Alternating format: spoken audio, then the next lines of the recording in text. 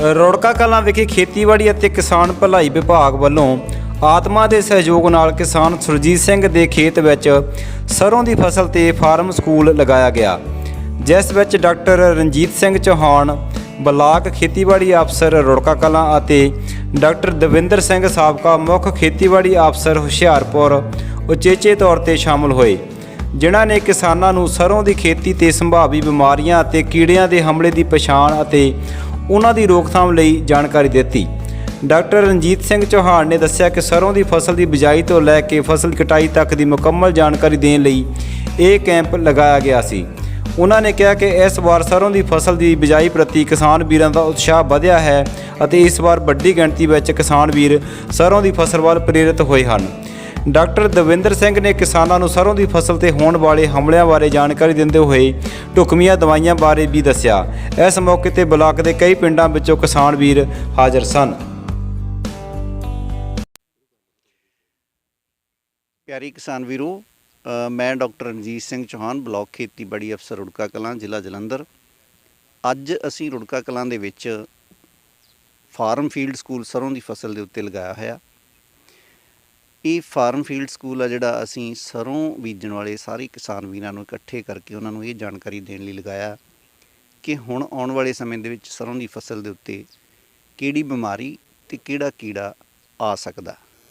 ਸੋ ਇਹਨਾਂ ਕੀੜਿਆਂ ਅਤੇ ਬਿਮਾਰੀਆਂ ਦੀ ਰੋਕਥਾਮ ਦੇ ਲਈ ਕੀ ਕਰਨਾ, ਅਸੀਂ ਮਹਿੰਗੇ ਭਾਅ ਦੀ ਦਵਾਈ ਨਹੀਂ ਵਰਤਣੀ, ਕੋਈ ਦਵਾਈਆਂ ਤੋਂ ਬਿਨਾਂ ਜਿਹੜੇ ਢੰਗ ਤਰੀਕੇ ਆ ਉਹ ਵੀ ਅਪਣਾ ਕੇ ਅਸੀਂ ਇਹਨਾਂ ਨੂੰ ਕੰਟਰੋਲ ਕਰੀਏ। ਸੋ ਇਹਦੇ ਸੰਬੰਧ ਦੇ ਵਿੱਚ ਅਸੀਂ ਪਿਛਲੇ 6 ਹਫ਼ਤਿਆਂ ਤੋਂ ਇਹ ਫਾਰਮ ਫੀਲਡ ਸਕੂਲ ਲਗਾਇਆ ਹੋਇਆ। ਹਰ ਹਫ਼ਤੇ ਅਸੀਂ ਇਸ ਖੇਤ ਦੇ ਵਿੱਚ ਇਕੱਠੇ ਹੁੰਦੇ ਹਾਂ। ਬਲਾਕ ਦੇ 25 ਕਿਸਾਨ ਆ ਜਿਹੜੇ ਸਰੋਂ ਬੀਜਣ ਵਾਲੇ ਇੱਥੇ ਇਕੱਠੇ ਹੁੰਦੇ ਆ। ਇਹਨਾਂ ਨੂੰ ਅਸੀਂ ਸ਼ੁਰੂ ਤੋਂ ਲੈ ਕੇ ਐਂਡ ਤੱਕ ਫਸਲ ਦੇ ਪੱਕਣ ਤੱਕ ਸਾਰੀ ਜਾਣਕਾਰੀ ਦੇਣੀ ਆ ਹਰ ਹਫ਼ਤੇ ਕਿ ਇਹਦੇ ਵਿੱਚ ਅਸੀਂ ਕਿਹੜੀ ਚੀਜ਼ ਕਰਨੀ ਆ, ਖਾਦ ਕਿਵੇਂ ਪਾਉਣੀ ਸੀ, ਅਸੀਂ ਇਹਦੇ ਵਿੱਚ ਦਵਾਈ ਕਿਵੇਂ ਸਪਰੇਅ ਕਰਨੀ ਆ, ਸਾਰੀ ਟੈਕਨੀਕ ਆ ਜਿਹੜੀ ਸਰੋਂ ਦੀ ਫਸਲ ਵਾਸਤੇ ਅਸੀਂ ਇਹ ਜਾਣਕਾਰੀ ਦਿੱਤੀ ਹੈ। ਸੋ ਅੱਜ ਜਿਹੜਾ ਸਾਡਾ ਇਹ ਲਾਸਟ ਦਿਨ ਹੈ, ਜਿਹੜਾ ਅਸੀਂ ਇਸ ਫੀਲਡ ਸਕੂਲ ਦੇ ਉੱਤੇ ਸਾਰੀ ਜਾਣਕਾਰੀ ਅਸੀਂ ਜਿਹੜੀ ਕੀੜੇ ਮਕੌੜਿਆਂ ਸੰਬੰਧੀ ਦੇ ਰਹੇ ਹਾਂ। ਸਾਡੇ ਵਿਚਕਾਰ ਕਾਫੀ ਮਾਹਰ ਆ ਜਿਹੜੇ ਉਹ ਵੀ ਆਏ ਹੋਏ ਨੇ ਸਰੋਂ ਦੀ ਫਸਲ ਦੇ ਉੱਤੇ ਜਾਣਕਾਰੀ ਦੇਣ ਦੇ ਲਈ।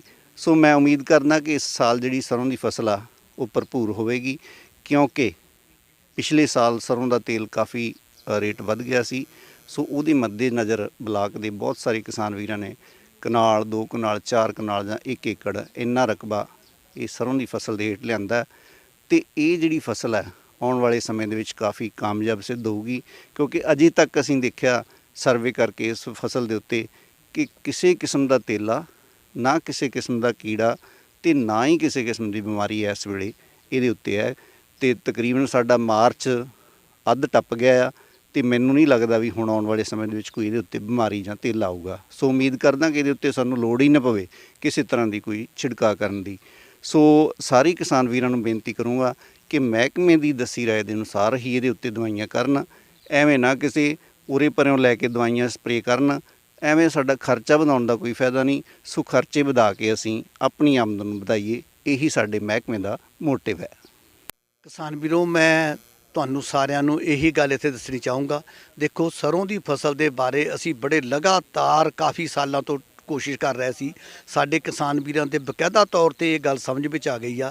ਸਾਰੇ ਕਿਸਾਨ ਵੀਰਾਂ ਨੇ ਥੋੜ੍ਹੀ ਨਹੀਂ, 2 ਕਨਾਲ ਨਹੀਂ, 3 ਕਨਾਲ ਨਹੀਂ, 4 ਕਨਾਲ ਨਹੀਂ, ਸਾਰਿਆਂ ਨੇ ਸਰੋਂ ਜਿਹੜੀ ਆ ਬੀਜਣੀ ਸ਼ੁਰੂ ਕਰਤੀ ਆ। ਇਹਦੇ ਵਿੱਚ ਪਹਿਲਾਂ ਅਸੀਂ ਸਭ ਤੋਂ ਜ਼ਿਆਦਾ ਜ਼ੋਰ ਜਿਹੜਾ ਕਨੌਲਾ ਨੂੰ ਜ਼ੋਰ ਲਾਇਆ ਸੀ।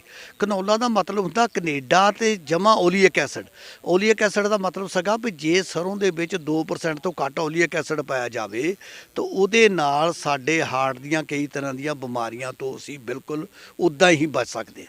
ਇਹਨਾਂ ਤੋਂ ਇਲਾਵਾ ਜੇ ਹੋਰ ਵੀ ਚੰਗਾ ਹੋਵੇ, ਉਹਦੇ ਵਿੱਚ ਗਲੂਕੋਸਾਇਆਨੇਟ ਦੀ ਜਿਹੜੀ ਮਾਤਰਾ ਆ 30 ਮਾਈਕਰੋ ਮਿਲੀ ਪਰ ਗ੍ਰਾਮ ਤੋਂ ਘੱਟ ਪਾਈ ਜਾਂਦੀ ਆ, ਜਿਹੜਾ ਉਹਦਾ ਵੀ ਸਾਨੂੰ ਬਹੁਤ ਜ਼ਿਆਦਾ ਜਿਹੜਾ ਫਾਇਦਾ ਹੁੰਦਾ। ਜਿਹੜੇ ਸਾਡੇ ਖਾਦ ਦੇ ਵਿੱਚ ਘੱਟ ਪਾਉਣ ਦੇ ਨਾਲ ਕਈ ਤਰ੍ਹਾਂ ਦੀਆਂ ਅਸੀਂ ਬਿਮਾਰੀਆਂ ਤੋਂ ਦੂਜਿਆਂ ਤੋਂ ਬਚ ਸਕਦੇ ਹਾਂ। ਅਤੇ ਇਹਦੇ ਵਿੱਚ ਮੈਂ ਇੱਕ ਗੱਲ ਹੋਰ ਜਿਹੜੀ ਤੁਹਾਨੂੰ ਜ਼ਰੂਰ ਦੱਸਣੀ ਚਾਹੁੰਦਾ ਵੀ ਸਰੋਂ ਦੇ ਵਿੱਚ ਕੀੜੇ ਮਕੌੜੇ ਬਿਮਾਰੀਆਂ ਤਾਂ ਲੱਗਦੇ ਨੇ ਕਈ ਆ। ਅਸੀਂ ਕਹਿੰਦੇ ਹਾਂ ਵੀ ਤੁਹਾਡੇ ਬਹੁਤ ਤਰ੍ਹਾਂ ਦੀਆਂ ਬਿਮਾਰੀਆਂ ਲੱਗਦੀਆਂ, ਕੀੜੇ ਲੱਗ ਗਏ ਆ, ਮਕੌੜੇ ਲੱਗ ਗਏ ਆ ਜਾਂ ਤੇਲਾ ਲੱਗ ਗਿਆ। ਜੇ ਆਪਾਂ ਪੰਜਾਬ ਦੇ ਵਿੱਚ ਦੇਖੀਏ ਮੁੱਖ ਰੂਪ ਦੇ ਵਿੱਚ ਇੱਕ ਤੇਲਾ ਹੀ ਆ ਜਿਹੜੀ ਬਿਮਾਰੀ ਆਮ ਤੌਰ ਤੇ ਲੱਗਦੀ ਆ।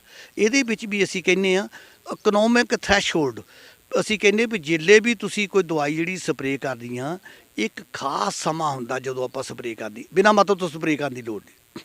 ਤੁਸੀਂ ਖੇਤ ਦੇ ਵਿੱਚ ਜਾਓ, ਸਾਰੇ ਖੇਤ ਦੇ ਵਿੱਚ ਘੁੰਮੋ, ਉੱਥੋਂ 15-20 ਬੂਟੇ ਜਿੰਨੇ ਵੀ ਤੁਸੀਂ ਲਿਆ ਸਕਦੇ ਜਗ੍ਹਾ ਤੋਂ ਲਿਆ ਕੇ ਪੱਟ ਕੇ ਦੇਖੋ। ਜੇ ਉਹਨਾਂ ਦੇ ਵਿੱਚ 50 ਤੋਂ ਲੱਗ ਕੇ 60% ਬੂਟਿਆਂ ਤੇ ਹਮਲਾ ਹੈਗਾ ਤਾਂ ਅਸੀਂ ਕਹਿੰਦੇ ਤਾਂ ਤੁਸੀਂ ਸਪਰੇਅ ਕਰੋ। ਘੱਟੋ ਘੱਟ 40 ਤੇ ਜ਼ਰੂਰ ਹੋਣਾ ਚਾਹੀਦਾ ਤੇ ਫਿਰ ਉਹਦੀ ਸਪਰੇਅ ਕਰੋ। ਜੇ ਤੁਹਾਨੂੰ ਇੰਨਾ ਨਹੀਂ, ਤੁਸੀਂ ਜਿਹੜੀ ਬੂਟੇ ਦੀ ਮੁੱਖ ਸ਼ਾਖ ਆ ਉੱਪਰੋਂ 10 ਸੈਂਟੀਮੀਟਰ ਤੇ ਦੇਖੋ ਵੀ ਜੇ ਉੱਤੇ 40-50 ਤੇਲੇ ਹੈਗੇ ਆ ਤਾਂ ਤਦ ਅਸੀਂ ਕਹਿੰਦੇ ਸਪਰੇਅ ਕਰੋ। ਤੇ ਜੇ ਅਗਲਾ ਇਹਦਾ ਹੋਰ ਇੱਕ ਪੁਆਇੰਟ ਆ ਵੀ ਤੁਸੀਂ ਉੱਤੋਂ 1 ਸੈਂਟੀਮੀਟਰ ਅਸੀਂ ਜਗ੍ਹਾ ਅੱਧਾ ਤੋਂ 1 ਸੈਂਟੀਮੀਟਰ ਦੇ ਵਿੱਚ ਜੇ ਤੇਲੇ ਆ, ਫਿਰ ਅਸੀਂ ਉਹਦੇ ਦਵਾਈ ਸਪਰੇਅ ਕਰਨ ਦੀ ਸਿਫਾਰਿਸ਼ ਕਰਦੇ ਆ। ਦਵਾਈ ਕਿਹੜੀ ਸਪਰੇਅ ਕਰਨੀ ਆ? ਅਸੀਂ ਕਹਿੰਦੇ ਜੇ ਕਲੋਰਪੈਰੀਫੋਸ ਕਰਨੀ ਤਾਂ 400 ml ਦੀ ਲੋੜ ਆ। ਜੇ ਤੁਸੀਂ ਮੈਟਾਸਟ੍ਰੋਕ ਕਰਨੀ ਹੈ ਤਾਂ ਕਲੋਰਪੈਰੀਫਾਸ ਕਰਨੀ ਆ ਤਾਂ 600 ml ਦਵਾਈ ਜਿਹੜੀ ਵਰਤਣੀ ਆ। ਜੇ ਤੁਸੀਂ ਰੋਗਰ ਵਰਤਣੀ ਆ ਉਹਦੇ 'ਚ ਅਸੀਂ ਕਿੰਨੇ ਆ 400 ml ਤੱਕ ਦਵਾਈ ਵਰਤਣੀ ਆ। ਆਮ ਤੌਰ ਤੇ ਅਸੀਂ ਰੋਗਰ ਜਿਹੜੀਆਂ ਦੂਜੀਆਂ ਹੋਰ ਕਿਸੇ ਤਰ੍ਹਾਂ ਦਾ ਕੀੜਾ ਮਕੌੜਾ ਹੋਵੇ ਤਾਂ ਸਿਰਫ ਪਾਈਆ ਵਰਤਦੇ ਆ, ਪਰ ਇਹ ਦਵਾਈ 80 ਤੋਂ ਲਾ ਕੇ ਅਸੀਂ ਕਹਿੰਦੇ 125 ਲੀਟਰ ਪਾਣੀ 'ਚ ਮਿਲਾ ਕੇ ਸਪਰੇਅ ਕਰੋ। ਤਾਂ ਜੇਲੇ ਸਪਰੇਅ ਕਰਨੀਆਂ, ਪੰਪ ਘੱਟੋ ਘੱਟ ਫੁੱਟ ਤੋਂ ਲਾ ਕੇ 1.5 ਫੁੱਟ ਜਿਹੜਾ ਜਿੰਨੀ ਫਸਲ ਆ ਉਹ ਤੋਂ ਥੋੜ੍ਹਾ ਉੱਚਾ ਰਹਿਣਾ ਚਾਹੀਦਾ ਤਾਂ ਜੋ ਦਵਾਈ ਸਾਰੇ ਠੀਕ ਪਵੇ। ਜਿਹੜੇ ਤੁਸੀਂ ਸਪਰੇਅ ਕਰ ਰਹੀਆਂ ਅਸੀਂ ਕਹਿੰਦੇ ਉਹ ਦੁਪਹਿਰ ਤੋਂ ਬਾਅਦ ਵਿੱਚ ਕਰ ਰਹੀਆਂ। ਉਹ ਇਸ ਕਰਕੇ ਦੁਪਹਿਰ ਤੋਂ ਬਾਅਦ 'ਚ ਸਿਫਾਰਿਸ਼ ਕਰਦੇ ਆ ਕਿ ਜਿਹੜੇ ਕੀੜਿਆਂ ਦੇ ਨਾਲ ਖਾਸ ਤੌਰ ਤੇ ਮਧੂ ਮੱਖੀ ਦੇ ਨਾਲ ਕ੍ਰਾਸ ਪੋਲੀਨੇਸ਼ਨ ਹੋ ਕੇ ਇਹ 'ਚ ਦਾਣਾ ਬਣਦਾ, ਉਸ ਵੇਲੇ ਉਹਨਾਂ ਦੀ ਐਕਟੀਵਿਟੀ ਬਹੁਤ ਘੱਟ ਹੁੰਦੀ ਆ। ਉਸ ਵੇਲੇ ਸਪਰੇਅ ਕਰਨ ਦਾ ਸਭ ਤੋਂ ਵੱਡਾ ਇਹੀ ਫਾਇਦਾ। ਅਗਲੀ ਗੱਲ ਮੈਂ ਇੱਥੇ ਇੱਕ ਹੋਰ ਗੱਲ ਜ਼ਰੂਰ ਦੱਸਣੀ ਚਾਹੂੰਗਾ। ਜੇ ਤੁਸੀਂ ਦਵਾਈ ਕਲੋਰਪੈਰੀਫੋਸ ਕੀਤੀ ਆ, ਘੱਟੋ ਘੱਟ ਜੇ ਤੁਸੀਂ ਸਾਗ ਤੋੜਨਾ 20 ਦਿਨ ਤੋਂ ਪਹਿਲਾਂ ਨਹੀਂ ਤੋੜਨਾ। ਜੇ ਤੁਸੀਂ ਮੈਟਾਸਟ੍ਰੋਕ ਜਾਂ ਦੂਜੀ ਕੋਈ ਹੋਰ ਦਵਾਈ ਵਰਤੀ ਆ, ਅਸੀਂ ਕਹਿੰਦੇ ਮਹੀਨੇ ਤੋਂ ਪਹਿਲਾਂ ਮੁੜ ਕੇ ਤੁਸੀਂ ਸਾਗ ਨਹੀਂ ਤੋੜਨਾ। ਇਹਨਾਂ ਤੋਂ ਇਲਾਵਾ ਬਿਮਾਰੀਆਂ ਤਾਂ ਆਪਾਂ ਨੂੰ ਕਹਿੰਦੇ ਕਈ ਲੱਗਦੀਆਂ। ਇਹਨੂੰ ਝੁਲਸ ਰੋਗ ਆ, ਆਪਣੇ ਸਾਰੇ ਮੇਰੇ ਜ਼ਿਮੀਂਦਾਰਾਂ ਦੇ ਨਾਲ ਹੁਣੇ ਗੱਲਬਾਤ ਹੋਈ ਆ ਕਿ ਸਾਡੇ ਕਦੇ ਕੋਈ ਝੁਲਸ ਰੋਗ ਦੀ ਬਿਮਾਰੀ ਨਹੀਂ ਆਈ। ਪੀਲੇ ਪੱਤਿਆਂ ਦਾ ਰੋਗ ਵੀ ਹੋ ਜਾਂਦਾ, ਹੇਠਲੇ ਪਾਸੇ ਪੀਲੇ ਰੰਗ ਦੇ ਚਟਾਕ ਪੈ ਜਾਂਦੇ ਆ। ਜਾਂ ਫਿਰ ਕਈ ਵਾਰੀ ਕੀ ਹੁੰਦਾ, ਪੱਤੀਆਂ ਛੋਟੀਆਂ ਪੱਤੀਆਂ ਬਣ ਜਾਂਦੀਆਂ, ਛੋਟੀਆਂ ਪੱਤੀਆਂ ਬਣ ਜਾਂਦੀਆਂ, ਉਹਦੇ ਵਿੱਚ ਬੂਟਾ ਝਾੜੀ ਨੂੰਮਾ ਬਣ ਜਾਂਦਾ। ਅਸੀਂ ਕਹਿੰਦੇ ਇਦਾਂ ਦਾ ਬੂਟਾ ਪੱਟ ਕੇ ਜ਼ਮੀਨ ਦੇ ਵਿੱਚ ਜਿਹੜਾ ਉਹਨੂੰ ਚੰਗੇ ਤਰੀਕੇ ਨਾਲ ਦਬਾ ਦਿਓ।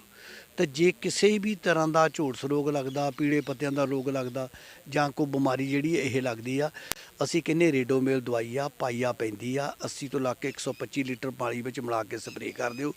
ਅਸੀਂ ਕਹਿੰਦੇ ਜਿੱਦਣ ਤੁਸੀਂ ਬਿਜਾਈ ਕੀਤੀ ਆ 60 ਤੋਂ 60 ਦਿਨਾਂ ਬਾਅਦ ਕਰ ਦਿਓ, 81 ਦਿਨਾਂ ਬਾਅਦ ਕਰ ਦਿਓ। ਜੇ ਤੁਸੀਂ ਨਹੀਂ ਕੀਤੀ ਮੌਕੇ ਤੇ ਸਪਰੇਅ ਕਰਨ ਤੋਂ ਬਾਅਦ 'ਚ 20 ਦਿਨਾਂ ਬਾਅਦ ਦਵਾਈ ਜਿਹੜੀ ਆ ਦੁਬਾਰਾ ਸਪਰੇਅ ਕਰ ਦਿਓ। ਉਹਦੇ ਨਾਲ ਇਹ ਸਾਰੇ ਰੋਗ ਬਿਲਕੁਲ ਠੀਕ ਹੋ ਜਾਂਦੇ ਆ।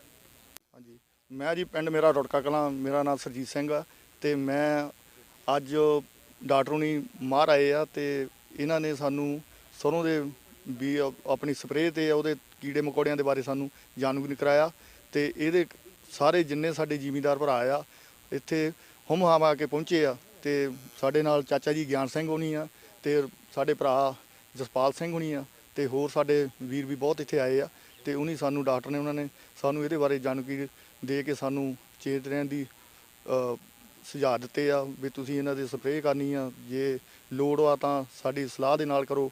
ਤੇ ਇਹਨਾਂ ਨੇ ਆ ਕੇ ਮੌਕੇ ਤੇ ਆ ਕੇ ਸਾਨੂੰ ਆ ਕੇ ਤੇਲੇ ਬਾਰੇ ਸਾਨੂੰ ਜਾਣਕਾਰੀ ਦਿੱਤੀ ਆ। ਅਸੀਂ ਇਹਨਾਂ ਦਾ ਬਹੁਤ ਬਹੁਤ ਧੰਨਵਾਦ ਕਰਦੇ ਹਾਂ।